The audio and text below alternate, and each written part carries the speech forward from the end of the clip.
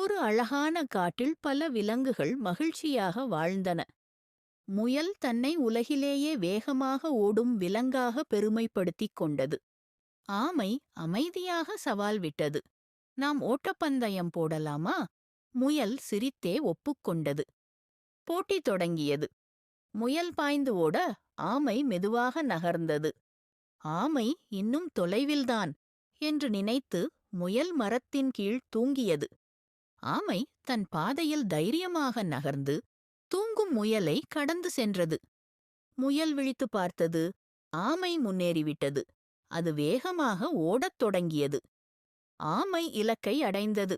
விலங்குகள் கைதட்டி பாராட்ட முயல் வெட்கத்தில் தலையசைத்தது. குரங்கு கூறியது, பொறுமையும் முயற்சியும் இருந்தால் வெற்றி நிச்சயம். ஆமை சிரித்தது. மெதுவாக சென்றாலும் உறுதியுடன் சென்றால் வெற்றி நிச்சயம்.